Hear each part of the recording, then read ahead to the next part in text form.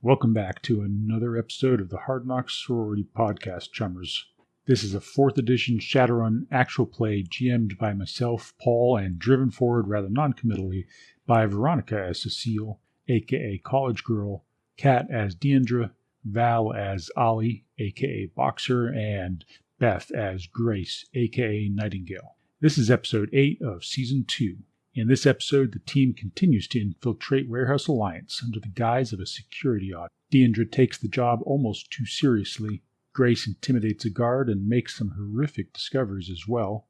And their cover might have been blown. Thank you for joining us, and I hope you enjoy the show. Reach out to us on our Discord if you have any comments or want to point out my errors in rules key. Before we get started, I would like to take a moment to introduce you to another great Shadowrun show that recently came back out of the shadows. Tales from the Stuffer Shack. Hello, Stuffer Shack customer. How may I stuff your shack? That's right. We're back to stuff your shack, chummer. Grab yourself a handful of stuffers, microwave those instant burritos, and get ready to get back to the shack. Are you Shadowrunners? No, we are Stuffer Shack employees. Well, that doesn't make any sense. No, it doesn't. This is really strange. Returning by popular demand, this re-release of the hit 2017 Shadowrun Anarchy actual play podcast follows Mika and Augustus, two underperforming clerks, I don't think we're getting an award, man.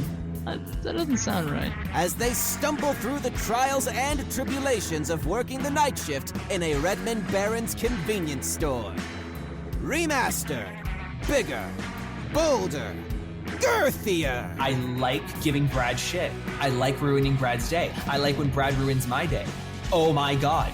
Oh my god, Mika. I think you might have a thing for Brad.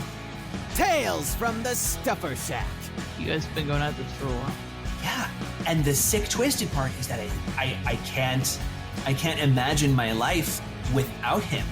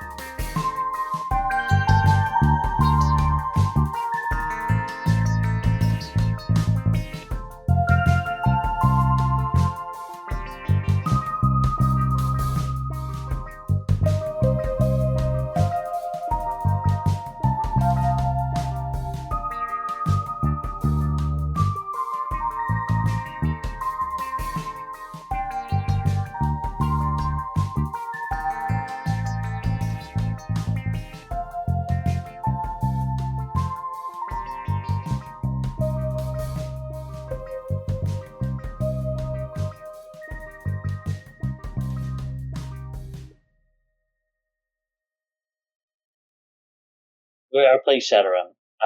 Nightingale. We're gonna try to get to the same location, the upstairs high security. Actually, it'd probably be wise if I came with y'all physically to upstairs and then went into the astral once we were there. Sounds like a plan. I set the dog down. And the dog goes and trots with y'all upstairs. So if you guys are going to go into the high security place, you have to go through the prison entrance and have an escort. Yeah, that's the plan. Okay, so you go back out into the parking lot and into the prison entrance. And as you go through the door, you're in a very short corridor with another door in front of you, and to your left is a security window behind which is sitting an alert security guard. And as you walk through, he says, you must be the security audit team that Michelle was telling me about. Yep. We're doing our last walk through it, and then we're gonna be out of here. Yeah, I saw where I heard that you had already done a sweep through the admin building and the warehouse. Yeah, one question about the admin building. Do you guys not usually have a security guard in there? Like, at all? Not usually. I mean, when we're on break, and then head of security. He's got his office up there. Yeah, but that seems to me like a security flaw. I mean, your data's in there, right? Yeah, I guess. I mean, that's our procedure. I mean, to get into there, you got to get through the fence or over the fence, and then you got to get through the door. And were there upstairs windows in the upstairs of There were, yes. Yeah. Well, I mean, like if I was dedicated to getting into your building, I'd climb up on a roof next to it and just. Yeah. But I mean, if we're talking about like shadowrunners breaching the facility, I mean, what's a guard like us, like me, gonna do there, anyways? I mean, our best bet is if you've got some team of like trio shadowrunners trying to break in here, is that they're loaded with stick and shock, not lethal ammo. So, anyways, but there's I don't, we're not. This is a small company. We're never going to be the targets of anything like that. But I guess you're going to want a tour of the facility, so I'm going to have to get you. I'm going to have to get you an escort. We can't have you going around any place that is accessed by the inmates. I mean, no offense, but it's just sort of SOP that not our current personnel is in contact with the prisoners. You never know what could happen. Definitely. All right, so he says, I'm going to buzz you through this next door. There's that's the guards' sort of common room area, so I'll have somebody meet you there. And then we walk through with the dog at the sword. I don't think. Yep, you walk through with the dog, and after a few moments, a rather stout orc woman comes in. She's wearing the same uniform as the other guards, and she says, "Ahoy there, chummers. I'm Angela." Nice to meet you, Angela. What's your usual post? First of all, just security stuff. Yeah, depends. It's sort of a rotation. Usually here in the prison, in one of the security rooms. We've got a couple of security rooms that have visibility of the area. Sometimes I'm upstairs with the riggers. Sometimes I'm out in the common area. Sometimes I'm out in the yard on the tower. Mm-hmm. I guess you guys are here about that. Never mind. I'm not supposed to talk about it. About what? Nothing. Well, you're either Nothing going to at tell all. me or I'm going to hunt it thickly. Yeah. No, I'm not saying anything anymore. You almost got me there. Well, I could have my psychic dog peek around if you're mine. The dog suddenly like shows its teeth and then goes, "But." All right, you're gonna make an intimidation check +2. Intimidation. Should I use con instead since I'm actively lying? No, that's me. I'm making the intimidation check. You can roll either con or intimidation. I'm gonna roll con because I'm much better at con. There we go, 7. Okay, where's intimidation? I get to roll too. That's intimidation +6, right? So that's an effective of so that's default charisma +4. No, because there's also the dog training. Oh, yeah. Okay, yeah, I did say that, didn't I? I'm convincing them I'm a dog. How many die? Okay, wait. So that's you only rolled 1 somehow. I have a 3, but then -2, so that's 1 + 4. So that's 5 die, 5d6. Which rolling locally, I got 3 hits. All right. So you see you see Angela blanch, and she looks at the dog in horror, and she says, "Oh my God, that's horrible! Why would you do something like that? Keep that thing away from me." Well, you kind of got to tell me now, because once she gets started, sometimes she doesn't stop. You already know. You already know. I mean, I can't imagine that you don't already know about it. But yeah, a couple of days ago, I'm not supposed to talk about it. Well, talk about it, says the dog. Do you actually speak? Yes, she actually says that. She tries to put on a gruff voice, and she says, "Talk about it." The woman puts her hands to her head over her ears and goes, "No, stay out of my mind. Stay out of my head, please. And then she says, "It was that thing. Somebody shot at the guard tower. I was so lucky I wasn't on guard that day. They shot the guy he was going for a rifle because somebody was flying out of the yard or something. I don't know any more than that. But don't hurt me. Don't stay out of my mind. You guys are horrible." I give the like calm calm down. We need to turn this back command in Sprethil, and I'm like, I'm sorry. It's a threat. I wasn't actually. No. I'll keep your name out of my report. I just need to satisfy my. Yeah, she sits down in one of the chairs, and so she's just sort of getting her breath back, and she's like, I gotta get out of this job. I can't stand this anymore. Too much weirdness. Oh my god. I find the idea that she thought that was telepathy. Fucking Grace just like Grace just like psyched her out of her job.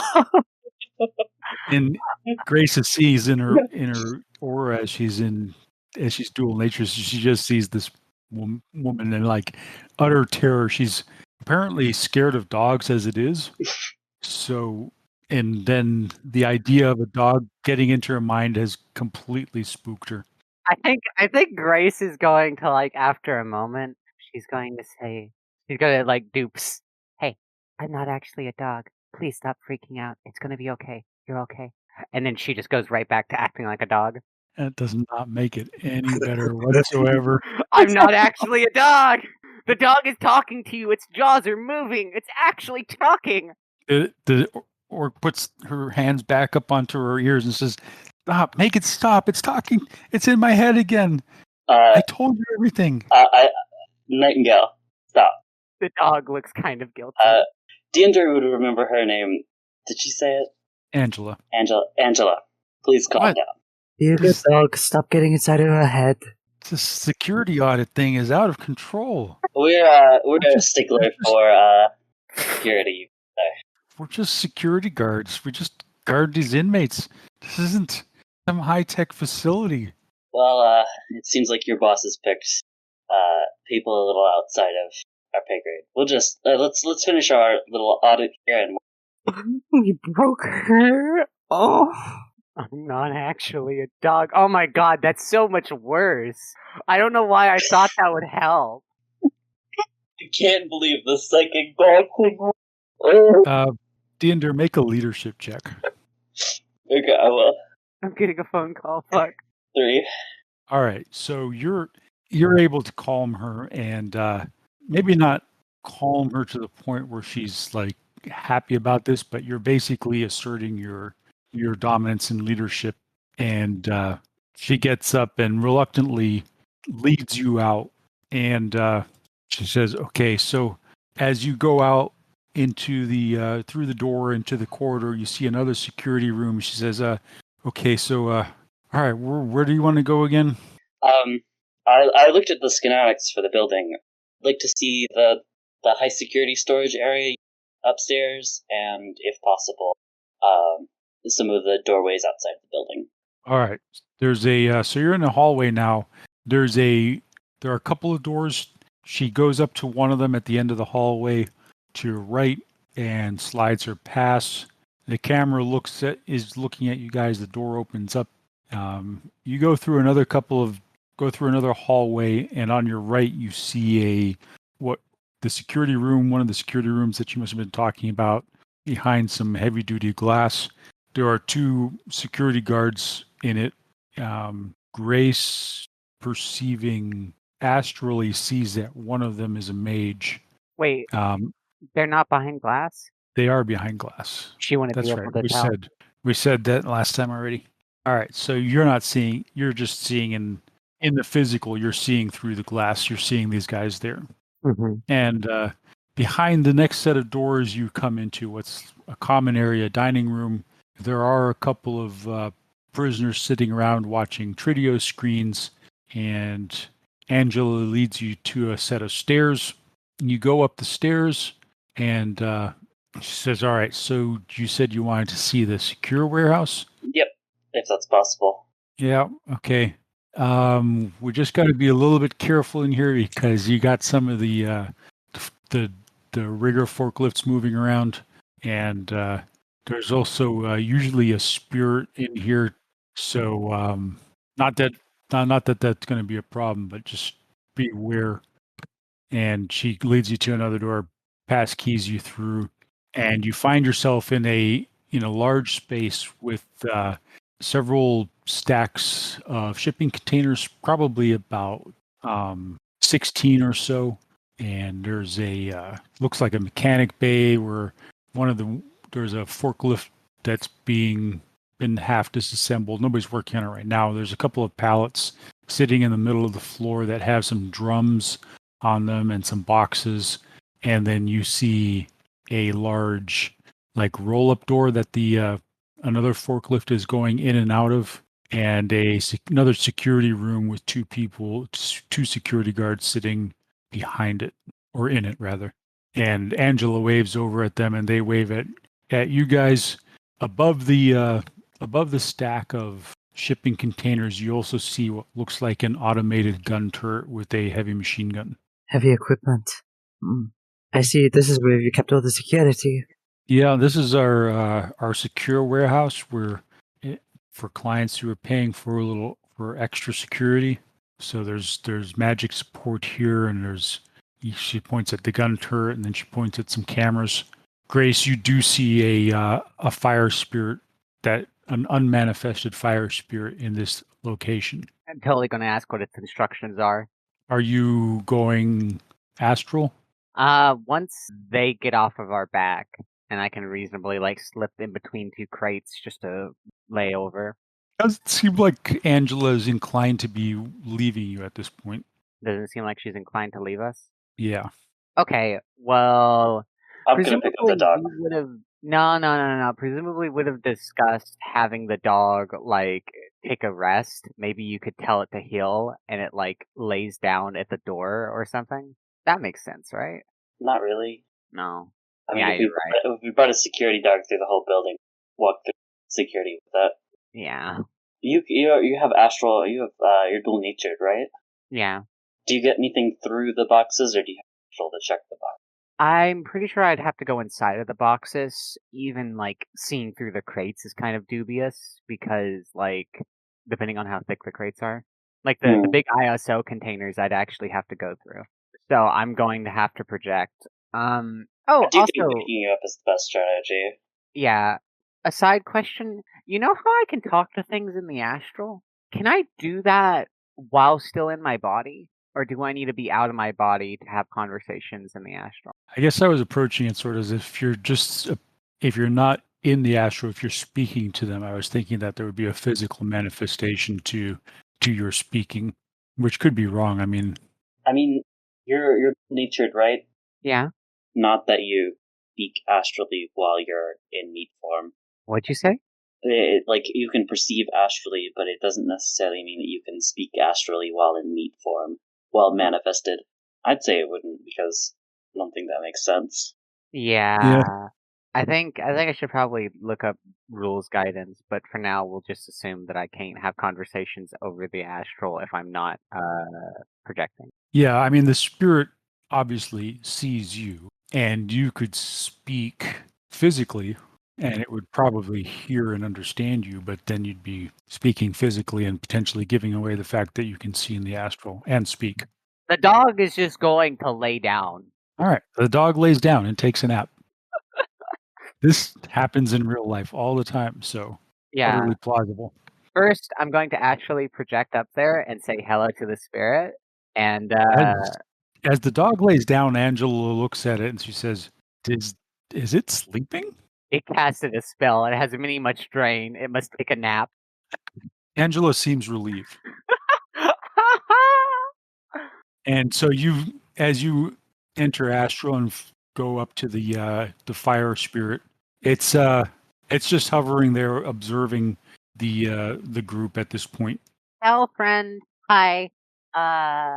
It turns to you, and you sort of get a roaring, whooshing sound of flames which dies down again, and then it says, "Greetings."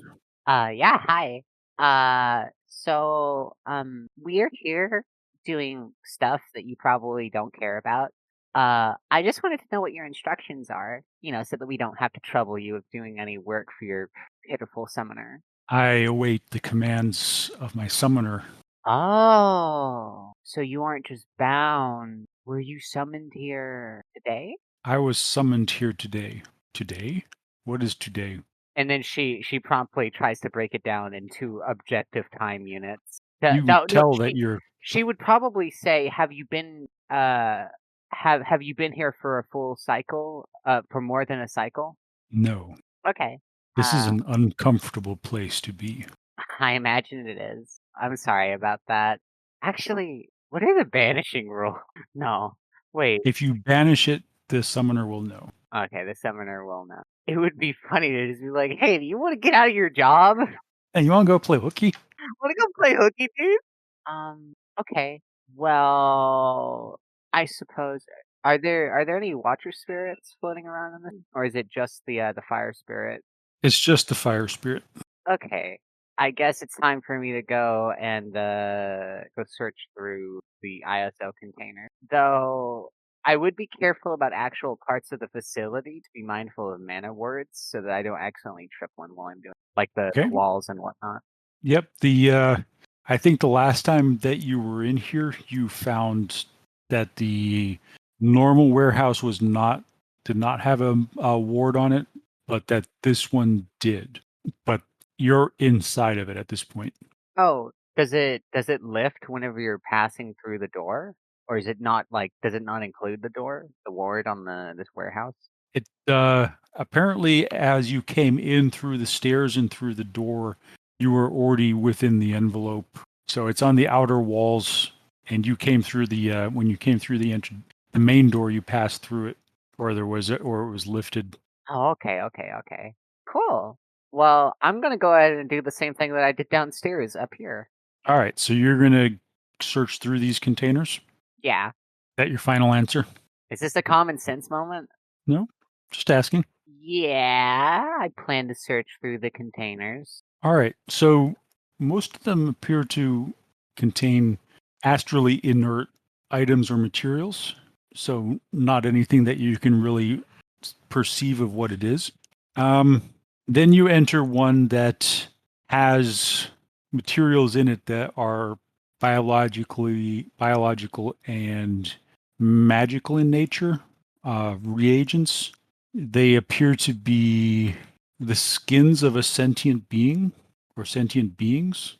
You would have to make an Arcana check or some other similar check to potentially get more information.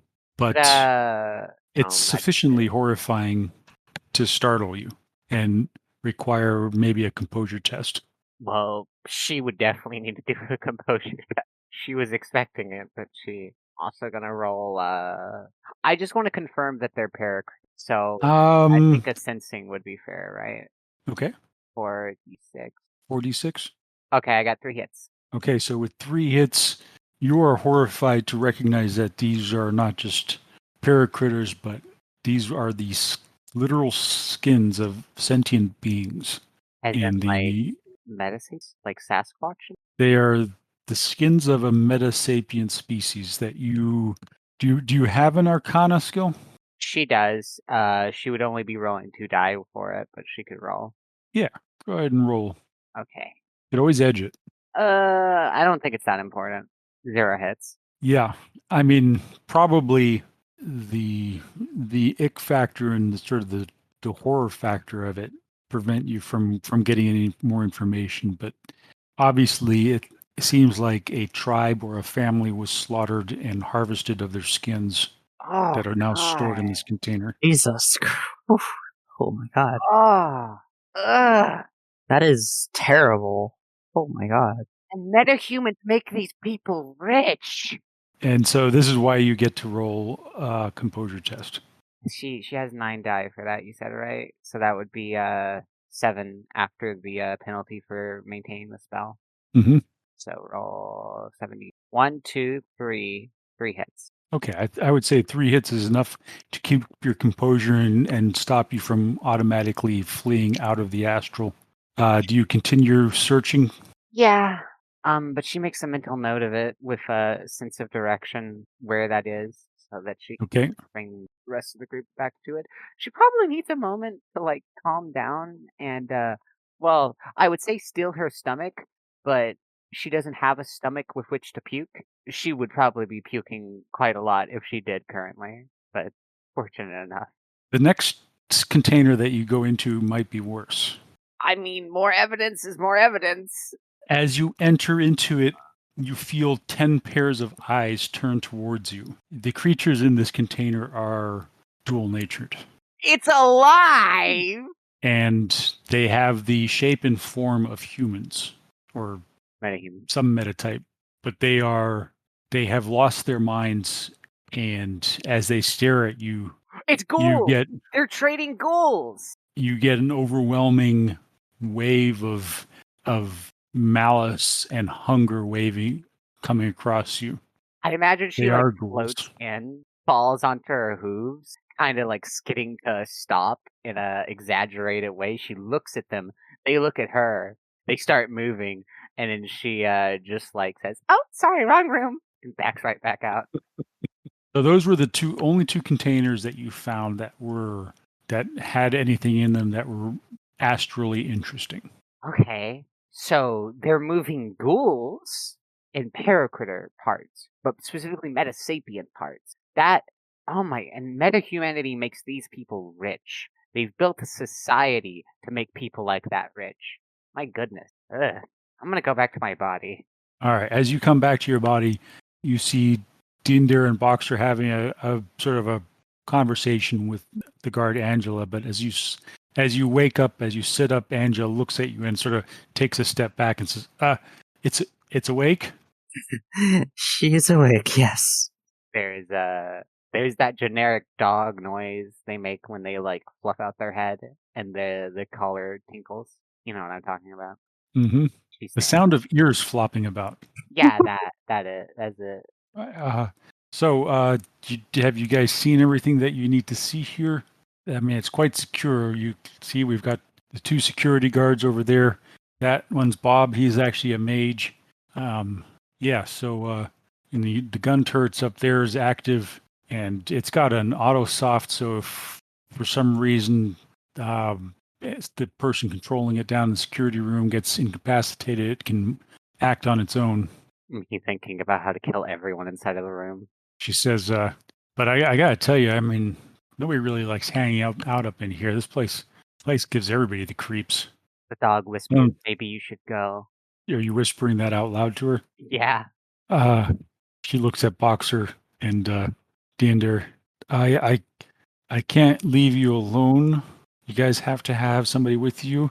The dog starts growling. Angela's starting to visibly freak out. It like I don't know what to do. Gestures to the door with its head. Stop! I was in the bathroom. The dog stops. Grace is intimidating Angela again. The second Grace starts, I just shake. You fucking pick her up. The dog stops immediately, and it's like she's a adorable, lovable puppy. Except for Angela doesn't believe. Angela doesn't believe it. She knows it's a lie. She knows it's a lie. Angela knows the truth. Oh, the horrid truth. Poor Angela. She's stuck between a rock and a hard place. She wants to keep her job, but she wants to get the hell out of there. She's stuck between a job and a magic dog. Not everyone can bear the burden of truth. We do not envy Angela. Rest in peace, Angela. I'm not a dog. So, you guys don't know what Grace saw. Grace. I had an actual question to ask. I put the dog down, and so I imagine the Boxer and Grace can talk. I give, and then I say to Angela, this may be a weird question. It's an awkward time, I know. But do you... It bothered me down in the warehouse, but especially up here, since this is so close to cell block. Do you guys ever double check what comes through here? Do you know what's being sent to you guys? No. We're under strict orders. Never ever. That's absolutely a firing offense. Nope. We just make sure everything's secure. Actually, this area here, no inmates come into. They just operate the forklift. Yeah, but I was looking at schematics that was sent to me, and Diendre points to the wall where the rigger bays are. The riggers are just in that room, and the cell block is behind this. What's stopping someone from shipping an army in here and busting their friends out? Oh, I see what you're saying. Yeah, I could see that happening, but I mean, it seems like an awful lot of trouble to go through for, just some criminals.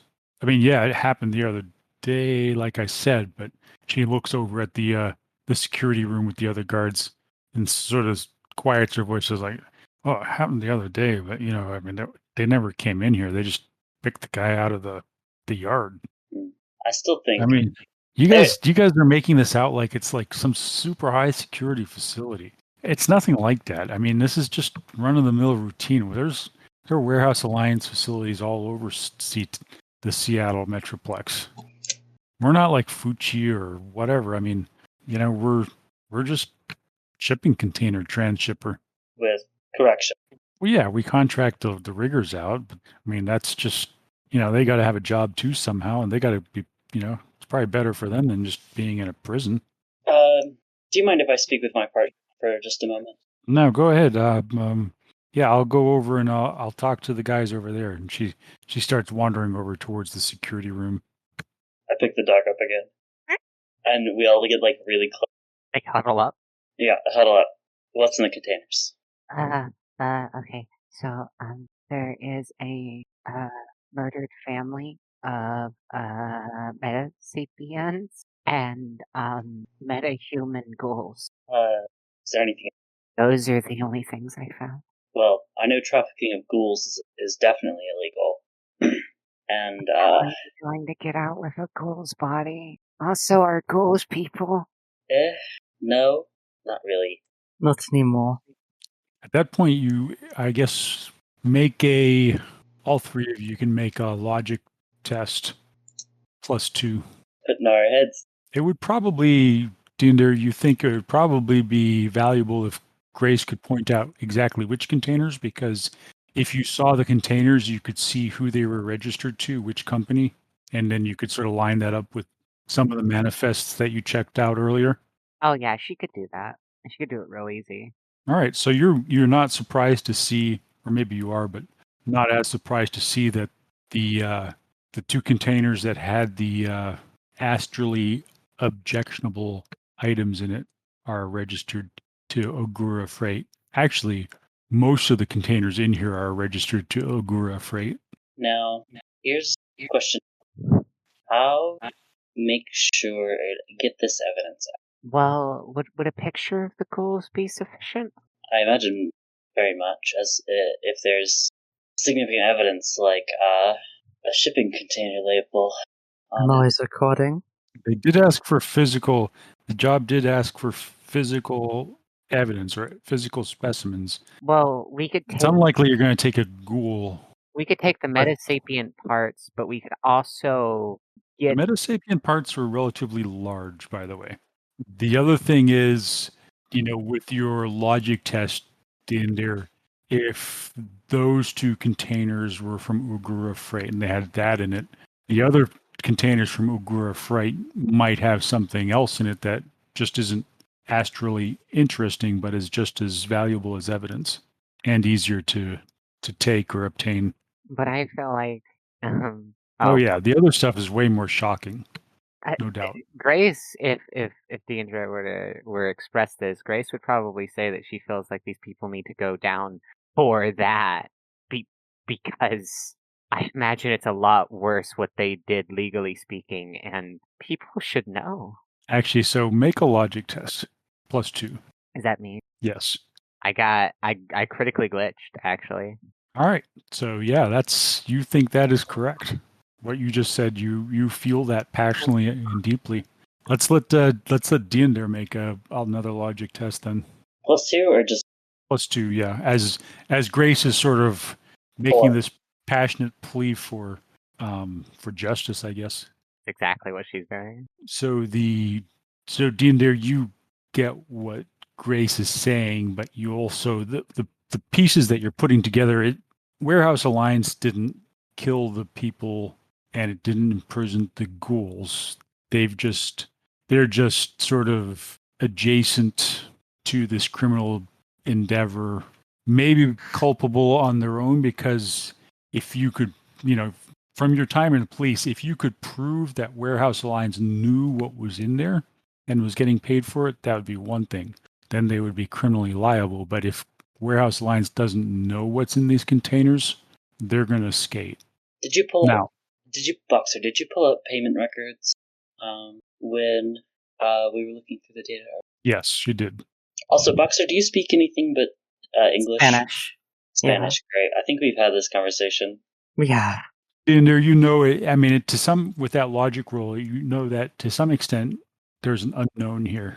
You don't know what your Mr. Johnson actually intends to do with this information. The mere association, whether criminally culpable or not, but the mere association with these types of activities, and if Ogura Freight really is a Yakuza front, then the mere association is going to damage Warehouse Alliance significantly. We have to get physical evidence of what we need or what we say, because they're going to take the people with the money. Yeah, and I guess the other thing is, if your Mr. Johnson wants, it's a couple of things could be going on here, right? The Johnson might want to use this for additional criminal activity or as leverage, or if they're going to go to Knight Errant to raid the place, then you're going to need physical evidence more than just hearsay.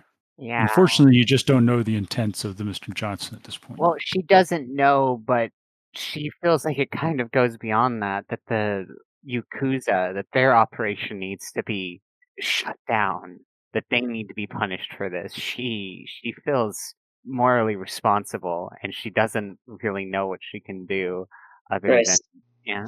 You're not going to take down the Yaks in one. All you're gonna do is get them onto us. And then what can we do?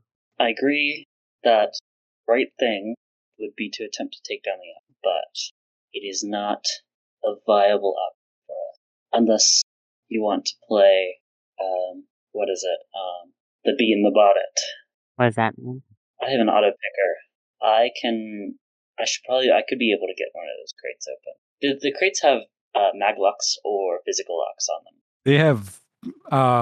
They have both a mag lock and a physical security seal. So like a wire that's been threaded through the handles with a melted on lead seal. So you can't open it without without it being obvious. Grace, is there any way you can ride inside? At that point, you see Angela's coming back, and the other security guards coming back with her. And Grace, you can see that he is astrally perceiving and looking at you. Oh shit. I'm going to say yes, I can, but then flick an ear towards the sec mage who is approaching us. All right. Diendre, make a judge intentions roll. I'm good at that. 4. All right. So you interpret Grace's ear flick correctly. This is something you've probably discussed before you came. So you look over in the direction that she is pointing, and you see Angela, the security guard, approaching with another security guard who seems to have a higher rank than her, has maybe a lieutenant's badge, and they walk up, and he appears to be looking at Grace, and then he looks at you and he says, "That's an interesting animal you've got there. What is that?" Family pet. He chuckles. Yeah, right. That thing must have cost the company quite a bunch of money. I mean, actually, it is thing's correct. Actually, it's a family pet. Really? Yeah. Come on now. That thing's dual natured. No, you don't understand. She saved my life more than once.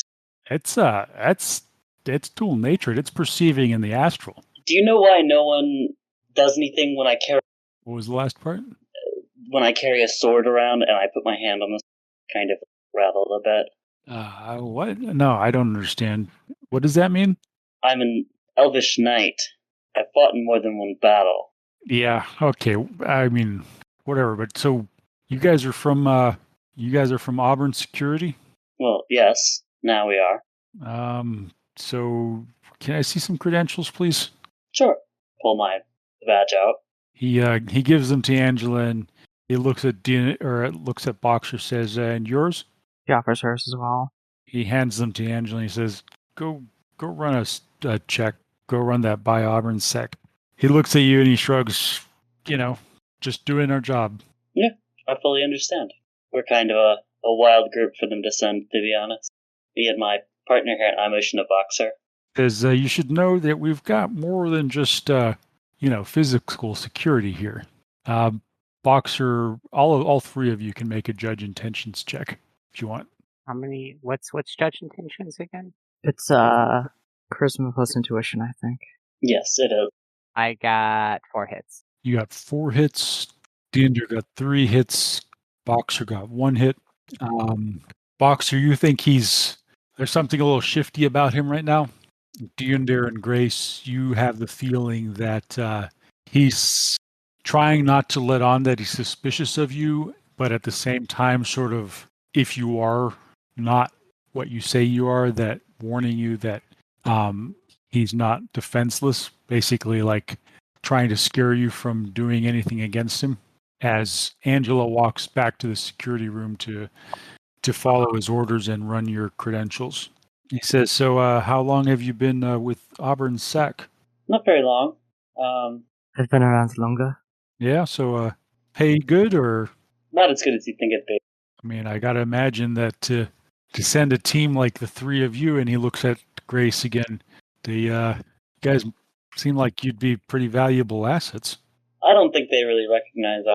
So why do you stick around? I'll be leaving soon. Mostly for personal reasons. All right. Well, from my understanding is you guys have pretty much had a tour of the facility. Is there anything else that you need to see? I'd like to check your exits. I'm pretty sure we can do that from the outside. That's about it. I can look at camera coverage with schematics. At that point, Angela comes back and says, "Yeah, the credentials check out, boss." And he says, "All right, well, Angela, why don't you show our visitors out through the front?" And I think that sort of wraps up your business here for today. The code word we designated for if we're going to do anything, we should do it now. To Boxer and Nightingale. Nightingale, you are in the astral. You see that the fire spirit has seems to be focused intently on you guys and is now hovering right behind the mage. I do have to say, you'd have to be completely insane to try anything in this building. Good security. Okay, so how does vanishing work? Well, there are rules for it. Boxer was saying that pointedly. Yeah, but it sounds like Nightingale has a mission. She's a justice warrior. Oh, I like those. No, you misunderstand. Like, she said if we're going to do anything, we need to do it now. Yeah, unless we're going to come back, I guess. Because that fire spirit is going to be the end of us if I don't banish it right now. And we don't leave right now. Then we can leave. Is that what we're doing? So what Boxer's hinting at. You know what? I'm in the wrong book.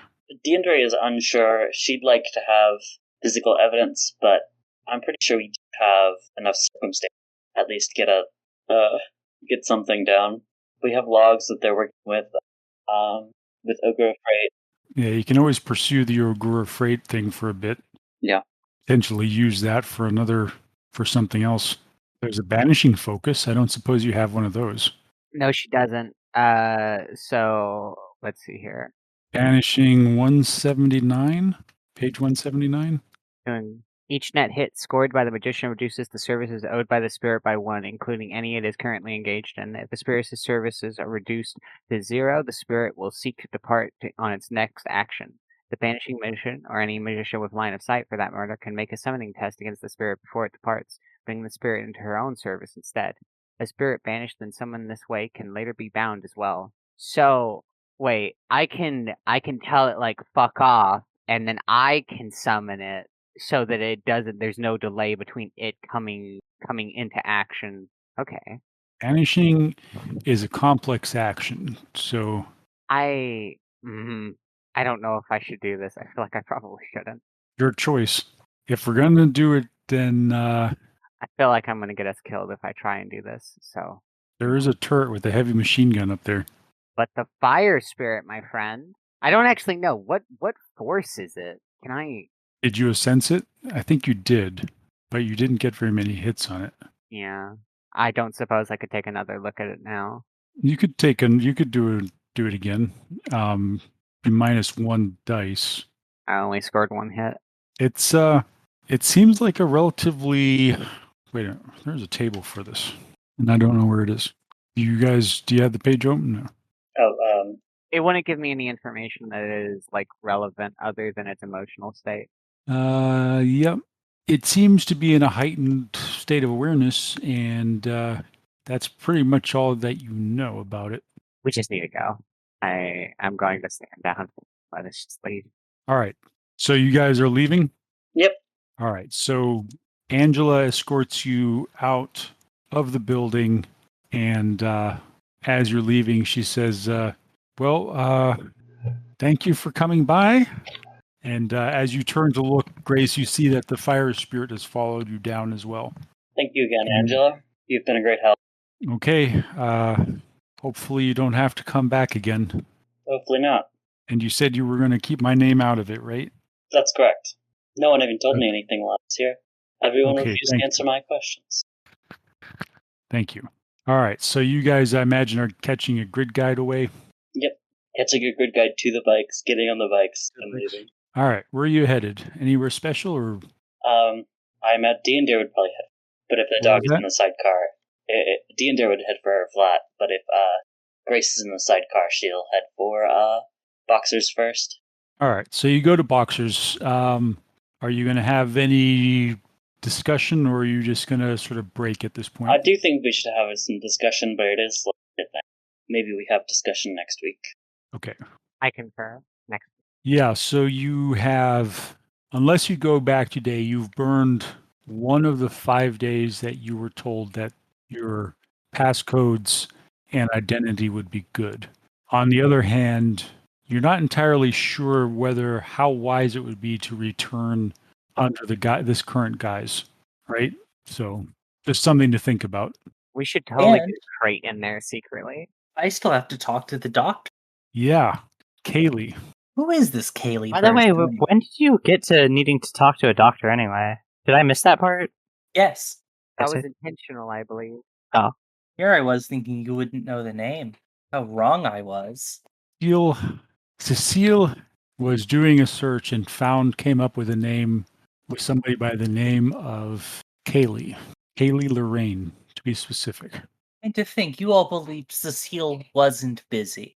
Kaylee Lorraine, who is an orc street doc with a street clinic in Auburn that Cecile needs to have a word with. And that word is going to be happening at about the same time that you guys are doing the run on Warehouse Alliance. Could be interesting.